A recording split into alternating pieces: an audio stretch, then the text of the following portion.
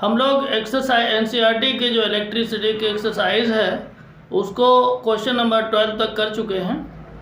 आज हम लोग देखेंगे क्वेश्चन नंबर 13। क्वेश्चन नंबर 13 है a hot plate of an electric oven connected to 220 volt line has two resistance coils A and B, each of 24 ohm resistance, which may be used separately in series or in parallel. What are the currents in the three cases? तो इसमें देखिए कहा गया है कि एक hot plate है, ठीक है ना, उसको 220 वोल्ट लाइन में कनेक्ट किया गया है, ठीक है ना। दो रेजिस्टेंस हैं, coil has two resistances coils A and B, दो रेजिस्टेंस हैं और हर एक का जो रेजिस्टेंस है वो 24 ओम है। कहा है कि इसको हम अगर सेपरेटली यूज़ करें तो इसमें करंट कितना आएगा, और अगर इसको हम इन सीरीज में करें या पैरेलल में करें, इन तीनों केसेस में करंट कितना कितना होगा। तो चलिए देखते हैं। इसमें जो गिवन है क्वेश्चन नंबर 13 है, गिवन है केस नंबर फर्स्ट में आइए। केस फर्स्ट, पोटेंशियल 220 वोल्ट, ठीक है, और क्या गिवन है, रेजिस्टेंस 24 ओम। सेपरेटली इनको यूज किया जाता है तो हम जानते हैं कि I इक्वल टू क्या होता है, V/R, ठीक है। तो V कितना है 220 और R कितना है 24। तो क्या करेंगे, 4 से कट कर सकते हैं, तो 4 से कट कर देंगे तो ये 6 आ जाएगा, और इसको 4 से कट कर देंगे तो कितना आएगा 55, ठीक है। तो ये हो जाएगा 55/6, ये आ जाएगा।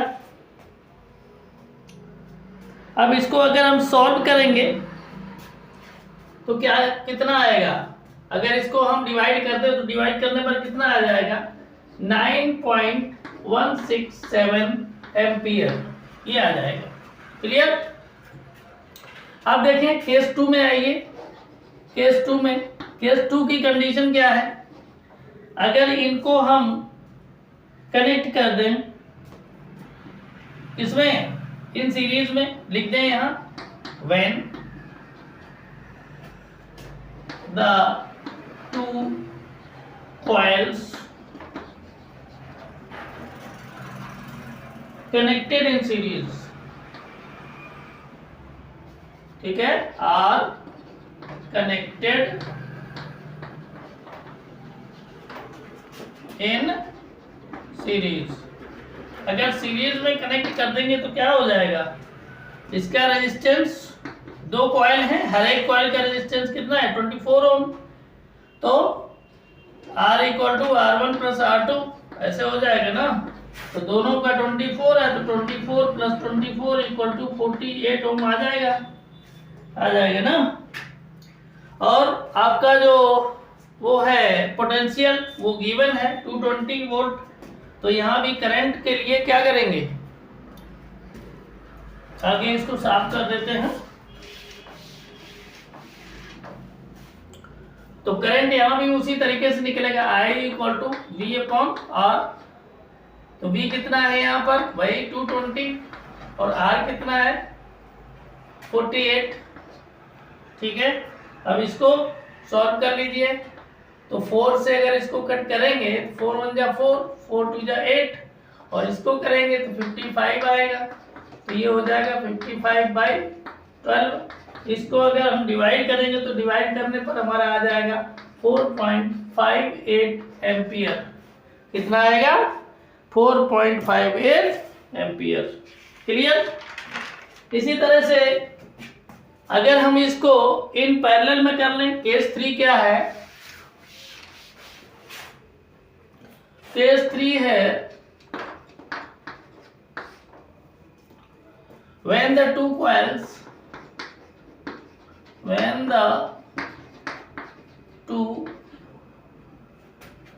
coils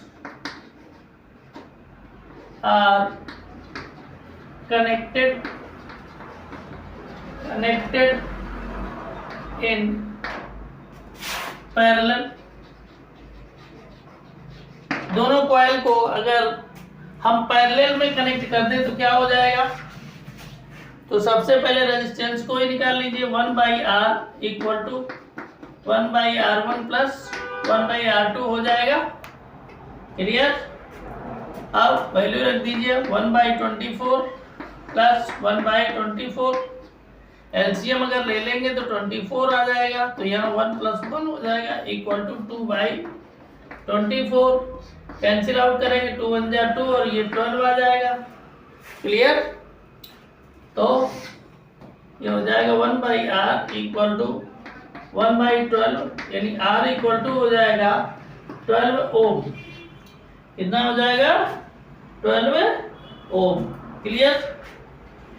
अब क्या करेंगे? यहाँ करंट निकाल लेंगे, तो करंट का वही फार्मूला है V/R। तो V कितना है? 220, R कितना है? 12। तो 4 से इसको डिवाइड कर दीजिए, 4 × 3 = 12, ये 4 × 5 = 24, 4 × 5 = 20, तो ये आ जाएगा आपका 55/3। इसको अगर डिवाइड करेंगे तो डिवाइड करने पर आपका आ जाएगा 18.33 एम्पियर। क्लियर? तो इस तरह से हो गया, बहुत ही आसान क्वेश्चन था। इसी तरीके से आपको सॉल्व करना है। आगे बढ़ते हैं और देखते हैं नेक्स्ट क्वेश्चन। तो देखते हैं अब हम लोग क्वेश्चन नंबर 14। क्वेश्चन नंबर 14 है compare the power used in the 2 ohm resistor in each of the following circuits। First part है a 6 volt battery in series with 1 ohm and 2 ohm resistors। Second में दिया है a 4 volt battery in parallel with 12 ohm and 2 ohm resistors। तो देखिए यहाँ पर जो target करना है अकॉर्डिंग टू क्वेश्चन, वो 2 ohm के रजिस्टर को ही टारगेट करना है। तो पहले को सॉल्व करते हैं। क्वेश्चन नंबर 14 है, सॉल्व करते हैं इसको। तो जो पोटेंशियल दिया हुआ है, फर्स्ट में पोटेंशियल दिया है 6 वोल्ट, ठीक है, पोटेंशियल 6 वोल्ट है, और R1 यहाँ पर है 1 ओम और R2 कितना है? 2 ओम, ठीक है, इतना है। और इसको कनेक्ट किया गया है किसमें? इन सीरीज में, कनेक्टेड इन सीरीज। तो सीरीज में अगर कनेक्ट किया गया है तो सीरीज में आपको पता है कि सीरीज में पोटेंशियल का डिस्ट्रीब्यूशन होता है, लेकिन करंट का डिस्ट्रीब्यूशन नहीं होता है। इस वजह से सबसे पहले तो हम इसी को ले लेते हैं, रेजिस्टेंस निकाल लेते हैं। तो हो जाएगा R1 + R2, ये हो जाएगा 1 + 2 = 3 ओम हो जाएगा ना। इसके बाद में हम क्या करेंगे? इसका निकाल लेंगे I। तो I की वैल्यू अगर यानी करंट निकालेंगे तो कितना आ जाएगा? ये हो जाएगा V/R2।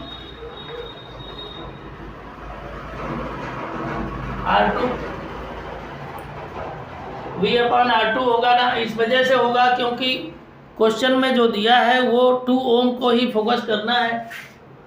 तो इसी वजह से हम इसको V/R2 कर रहे हैं। तो ये हो जाएगा कितना? V कितना है? 6 वोल्ट और R2 कितना है? 2, तो ये हो जाएगा 3 एम्पियर। कितना हो जाएगा? 3 एम्पियर। अब यहाँ से पावर निकाल लीजिए, तो लिखेंगे पावर यूज्ड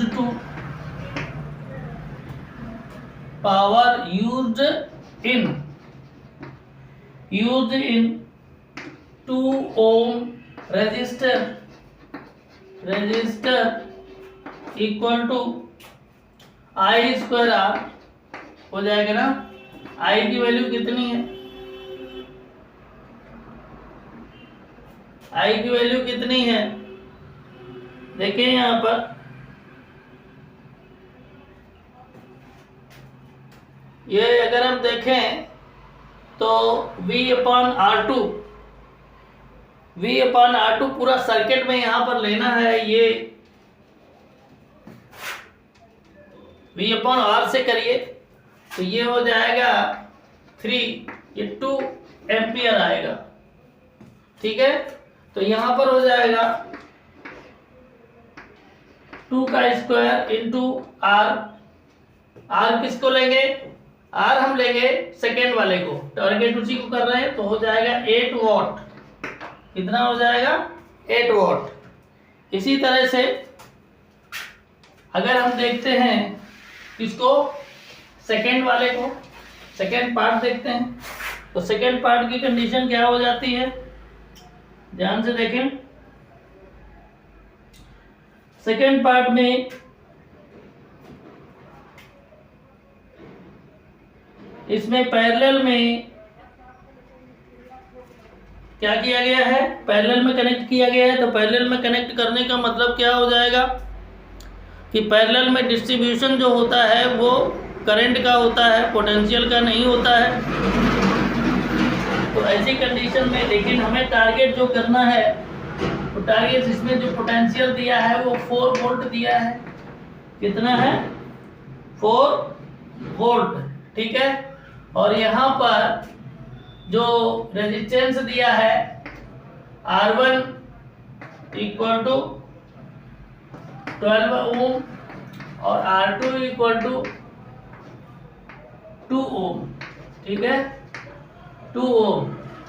ऐसी कंडीशन में अगर हम देखेंगे किसको, टारगेट हम इसी को करेंगे 2 ओम को ही, तो ये हो जाएगा पावर यूज्ड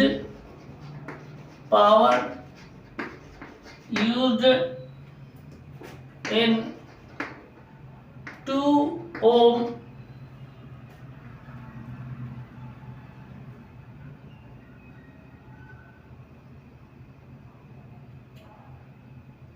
रेजिस्टर। तो कितना हो जाएगा, वही V²/R। तो V यहाँ पर कितना है, 4 वोल्ट, 4 का स्क्वायर हो जाएगा। R यानी R2 को हम टारगेट करेंगे तो ये 2 हो जाएगा, ये 16/2, तो ये 8 हो जाएगा, 8 वॉट। यानी दोनों ही कंडीशन में कंपैरिजन अगर किया जाए तो 8 वॉट ही आया है। ठीक है, तो इस तरीके से आपका क्वेश्चन नंबर 14 कंप्लीट हो गया। अब हम लोग देखेंगे क्वेश्चन नंबर 15। क्वेश्चन नंबर 15 को अगर हम देखें तो इसमें आपका गिवन है 2 lamps, one rated 100 watt at 220 volt and the other 60 watt and 220 volt are connected in parallel to electric mains supply. What current is drawn from the line if the supply voltage is 220 volt? ठीक है, तो देखते हैं किस तरीके से इसको solve करना है। तो सॉल्व करने के लिए एक चीज यहाँ पर जो दिया हुआ है, यहाँ पर आपका जो गिवन है वो गिवन यही है कि पैरेलल में कनेक्ट है। पैरेलल में कनेक्ट होने का मतलब क्या होता है, पैरेलल में अगर कनेक्ट किया गया है तो डिस्ट्रीब्यूशन किसका हो जाएगा, करंट का, लेकिन पोटेंशियल का डिस्ट्रीब्यूशन नहीं होगा। ठीक है, तो अगर मान लीजिएगा यहाँ पर 2 लैंप हैं, तो 2 लैंप हैं, अगर आई हम मान लें कि करंट आई है, तो 2 लैंप में I1, एक लैंप में I1 करंट जाएगा, दूसरी लैंप में I2 जाएगा, यानी टोटल मिला के कितना हो जाएगा, हम लिख सकते हैं I = I1 + I2। ठीक है, तो यहाँ लिख सकते हैं, इसको साफ कर देते हैं, और ये क्वेश्चन नंबर 15 है एनसीईआरटी का क्वेश्चन नंबर 15। तो यहां पर क्या हो जाएगा,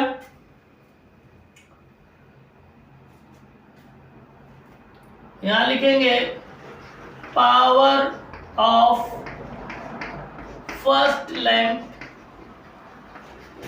equal to 100 what.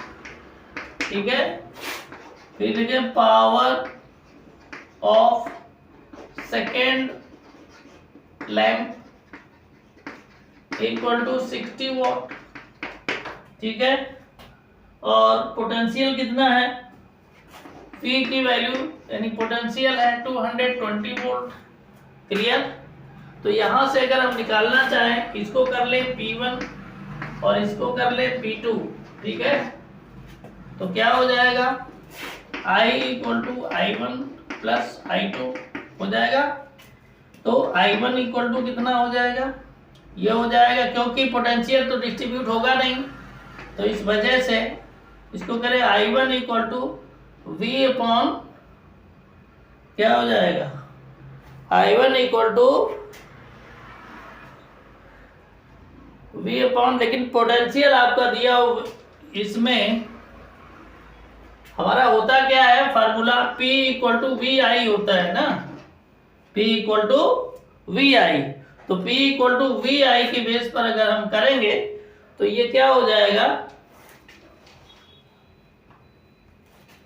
I1 equal to P1 upon V हो जाएगा ना। तो P1 कितना है 100 और V 220। ठीक है, ये एम्पियर हो गया। इसके बाद में I2 इसी तरीके से ले लीजिए तो हो जाएगा P2 बाई V। यहाँ पर कितना है P2 60 वॉट और वोल्टेज यानी पोटेंशियल उतना ही है।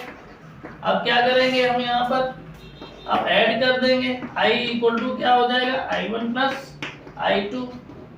तो I1 आपका है 100 बाई 220 प्लस 60 बाई 220, जो डेनोमिनेटर है वो इक्वल है तो 220 ही आ जाएगा, ऊपर प्लस कर देंगे तो ये आ जाएगा 160 बाई 220। इसको काट देंगे 0 0, 2 से डिवाइड करेंगे तो ये 11 आ जाएगा, 2 से डिवाइड इसको करेंगे तो 8 आ जाएगा, कुल मिला के हो जाएगा 8 बाई 11 एम्पियर। कितना हो जाएगा 8 बाई 11 एम्पियर। ठीक है, अगर हम इसको डिवाइड करें, ध्यान दीजिए, अगर हम इसको डिवाइड करें तो डिवाइड करने पर हमारा कितना आ जाएगा 0.727 0.727 एम्पियर इतना आ जाएगा। राउंडिंग अगर कर देंगे तो ये भी आ सकता है 0.73 एम्पियर, राउंडिंग अगर कर देंगे तो। ठीक है, तो इस तरीके से आपका ये क्वेश्चन नंबर 15 हो गया सॉल्व। अब आगे बढ़ेंगे नेक्स्ट क्वेश्चन के लिए। Consume more energy a 250 watt TV set in 1 hour और a 1200 watt toaster in 10 minutes। मतलब ये है कि जो टीवी सेट है वो 250 वॉट लेता है 1 आवर में और जो टोस्टर है वो 1200 वॉट लेता है 10 मिनट में। तो ये कहा है कि कौन ज़्यादा एनर्जी को कंज्यूम करेगा। तो लिखेंगे 16 energy consumed by TV equal to, ये हो जाएगा P इंटू टी। फार्मूला होता है P इंटू टी। इससे पहले आप एक चीज ये देख लें कि T की वैल्यू यहाँ पर 1 आवर दी है। ठीक है, तो 1 आवर को सेकेंड में अगर चेंज करेंगे तो 1 इंटू 60 हो जाएगा, यानी 36 से 100 सेकेंड ये हो जाएगा ना। आप लोग ध्यान रखें। और इसी तरह से थोड़ा सा ध्यान रखेंगे उसमें भी जो 10 मिनट्स दिया हुआ है उसको भी इसी तरीके से हम सेकंड में चेंज करेंगे, तभी आगे कैलकुलेशन करेंगे। क्लियर? तो ये हो जाएगा 250 इंटू 3600। इसको जब हम मल्टीप्लाई करेंगे तो मल्टीप्लाई करने में हमारा ये आ जाएगा 9 के आगे 50 ऐड कर देंगे, ठीक है, इतना आ जाएगा जूल्स। ठीक है, इसको ऐसे भी लिख सकते हैं 9 इंटू 10⁵ जूल्स। ठीक है, अब देखिए अब किसको निकालेंगे, एनर्जी और कौन कंज्यूम कर रहा, टोस्टर। तो लिखेंगे एनर्जी कंज्यूम्ड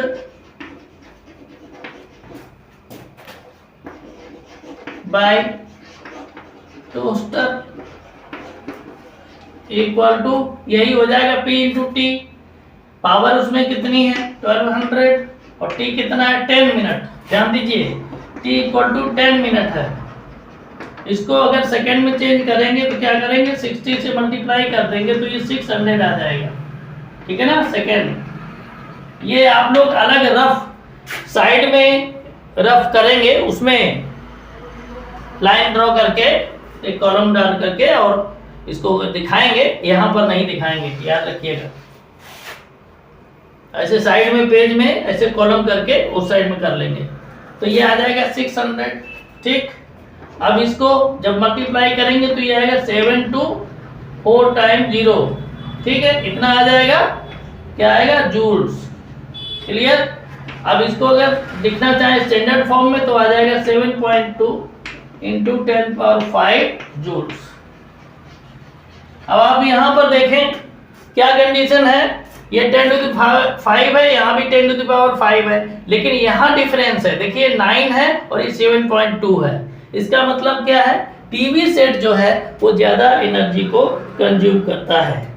तो लिखेंगे therefore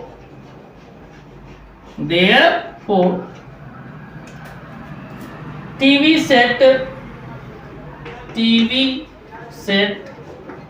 uses more energy. TV set जो है वो ज्यादा एनर्जी कंज्यूम करता है। क्लियर? तो इस तरीके से आपका क्वेश्चन नंबर 16 क्लियर हो गया। अब हम लोग देखेंगे लास्ट क्वेश्चन न्यूमेरिकल्स में, ये लास्ट है।